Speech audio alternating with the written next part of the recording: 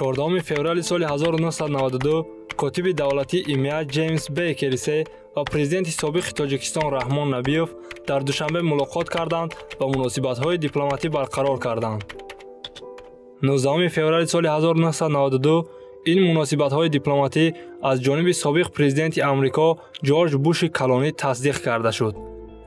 13 марти соли 1992 кордори муваффақи сафорати ИМЕА дар Тоҷикистон Эдмунд Маквиллиамс фаъолиятро шурӯъ карда, моҳи июли соли 1992 аввалин сафири Амрико ҷаноби Стенли Эскудеро ба Тоҷикистон омад.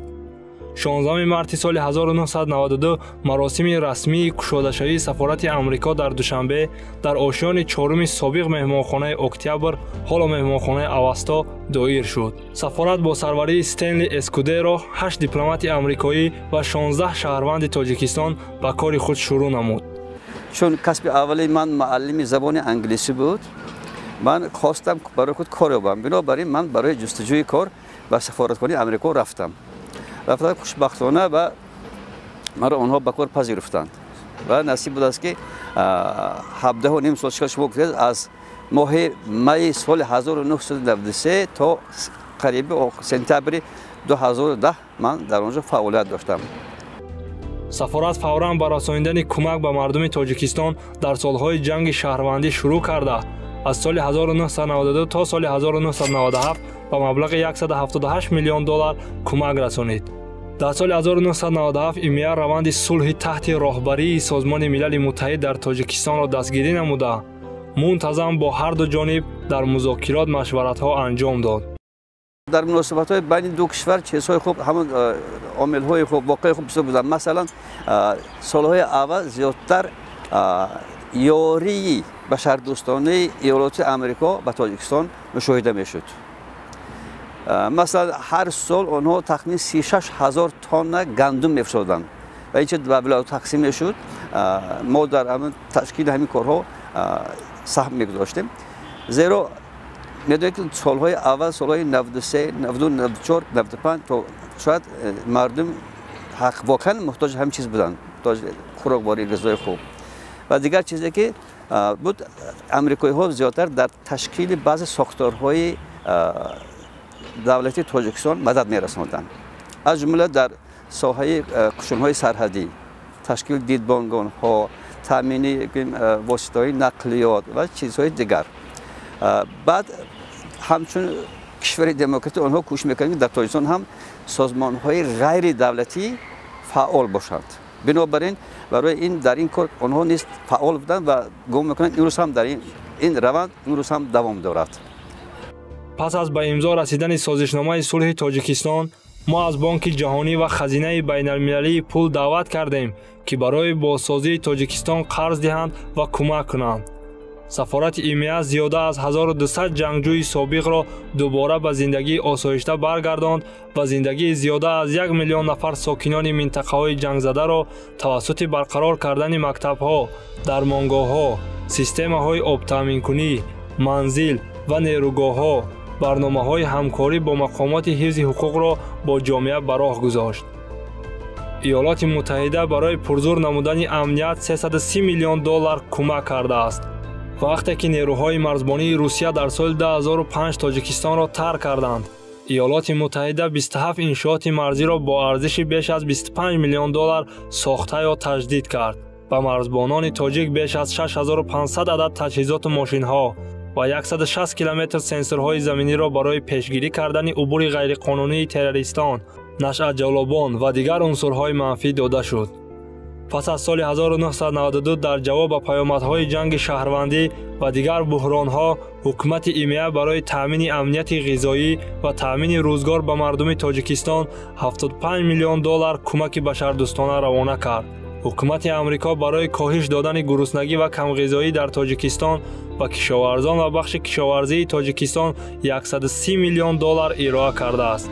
سال 2020 USAID لایحه 5 ساله را به مبلغ $36 میلیون برای کاهش دادن گرسنگی، کمغذایی و کمبضاعتی در تاجیکستان آغاز کرد.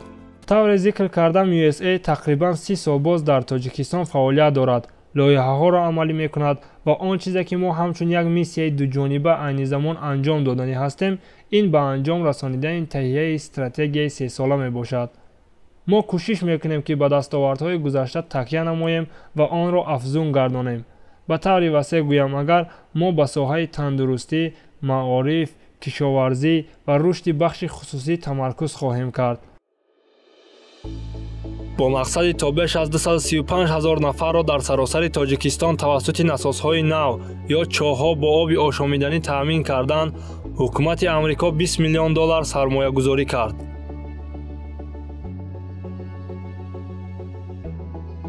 пас аз сар задани бемории домана дар соли 1997 дар душанбе, USAID барои ҷилавгирӣ аз буҳронҳои минбаъда таъмири системаи обтаъминкунии шаҳри Душанберо маблағгузорӣ кард. соли 2020 USAID лоиҳаи $12 миллион барои таъмини оби ошомиданӣ дар деҳоти Тоҷикистон оғоз кард. мо аз оғози ҳамгироии Тоҷикистон ба иқтисоди ҷаҳонӣ пуштибонӣ мекардем. ширкати оби зулол дар соли 2000 ҳамчун як корхонаи муштараки Тоҷикистону Амрико оғоз шуд. имрӯз се ширкати амрикоӣ мустақиман дар Тоҷикистон $10 миллион сармоягузорӣ мекунанд, ки дар онҳо беш аз 1300 нафар кор мекунанд. ҳукумати Иёлоти Муттаҳида дар истиқболи Тоҷикистон ба созмонҳои ҷаҳонии тиҷорат дар соли 2013 нақши муҳим бозид ва дар соли 2004 шӯрои созишномаи чаҳорчӯбаи тиҷорат ва сармоягузории EMEA ва Осиёи Марказиро таъсис дод, ки ҳамасола ба хотири пешбурди тиҷорат ҷамъ мешавад. ва дар охир ҳукумати Амрико форуми 35+1-ро бо кишварҳои Осиёи Марказӣ барои баргузории вохӯриҳои бисёрҷонибаи солона ташкил кард. Well, it seems like relationships have changed so much in the first 30 years, and I hope they keep progressing in the second 30 years. I think the U.S. and Tajikistan have become closer, not just at the government level, but people to people. Even while I was there, I saw an increase in students going to the United States, even for short-term things, and I hope that this continues and we become closer and even better friends. ҳукумати Амрико инчунин сохтмон, тармим ё бозсозии 117 мактаб ва 8 бемористонро дар саросари Тоҷикистон маблағгузорӣ кард ва барои омӯзиши омӯзгорон ва паҳн кардани китоб беш аз $100 миллион ҷудо намуд, ки ба 60 миллион мактаббача ва омӯзгорон расид. USAID барои баланд бардоштани саводнокии кӯдакон 1,300,000 китобҳои кӯдакона ҷудо кард ва барои хонандагони дорои биноиши суст 1621 китоби махсус таҳия кардааст.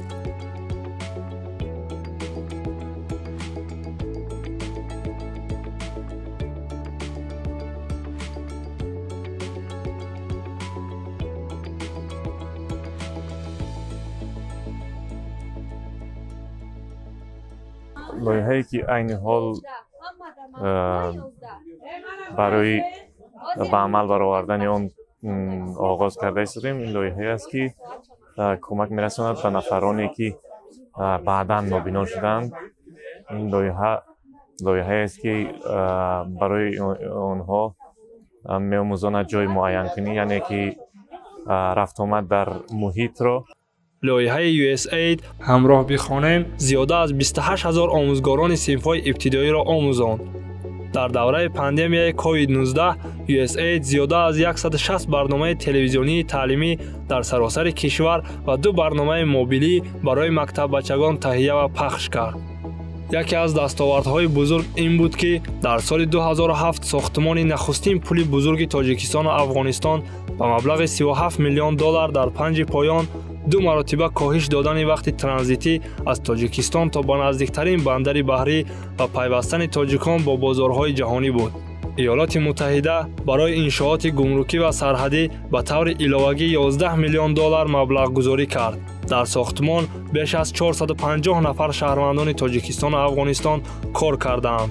нерӯи боэътимоди барқ ва даромад барои рушди Тоҷикистон муҳим аст.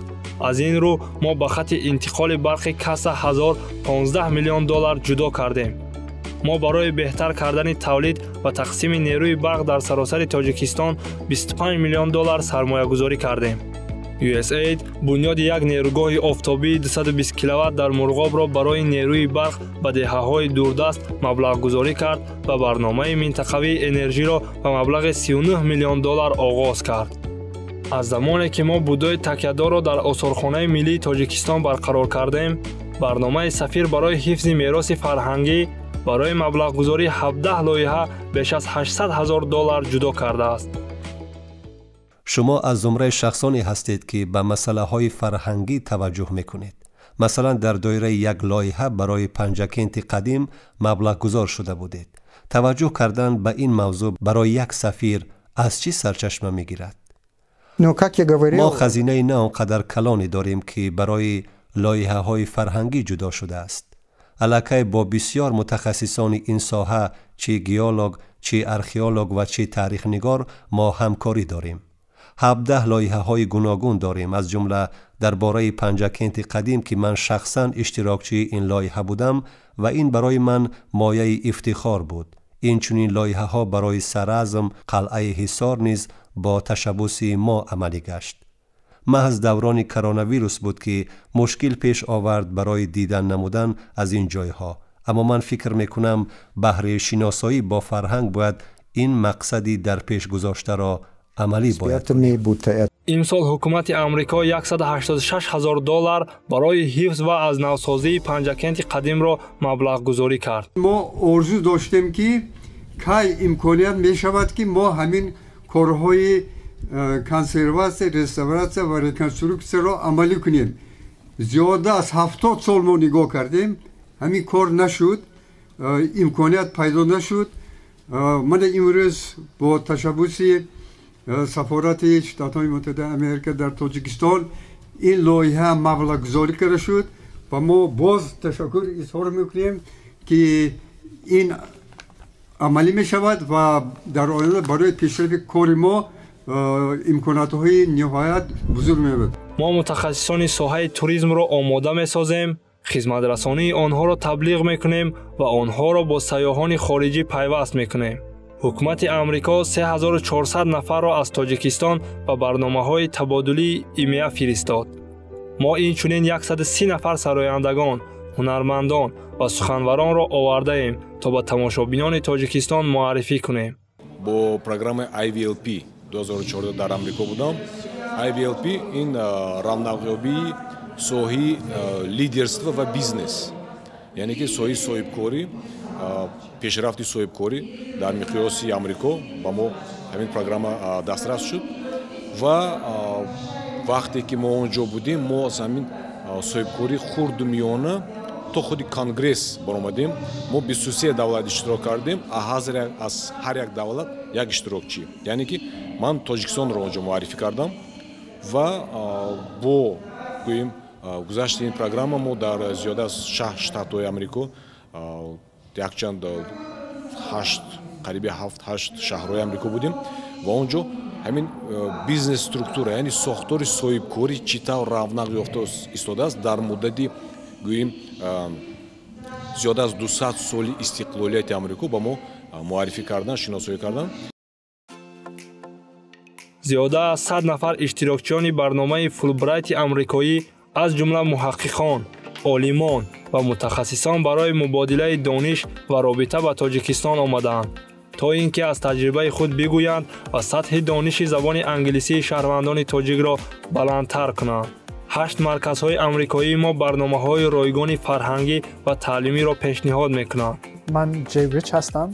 خواستم با برنامه فولبرایت به تاجیکستان اومدم برای کمک کردن به دانشجویانی که زبان انگلیسی درس می‌خوانند. در اینجا در مرکز آمریکایی در شهر بوختر ما چندین فعالیت مختلف داریم، فعالیت گوناگون با اضافه اینکه بچه‌ها اینجا میتونن از اینترنت رایگان استفاده میکنن، از کامپیوترها استفاده میکنن، هم اینجا میتونن درباره کامپیوترها و اینا یاد گیرن.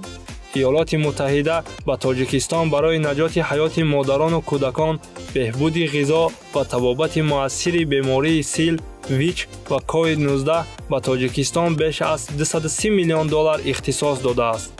از سال 2001 تا سال 2014 طریق پروژکت هاب ҳукумати амрико барои интиқоли доруҳо, ваксинаҳо ва лавозимот ба маблағи беш аз $408 миллион ба бемористонҳои Тоҷикистон мусоидат намуд.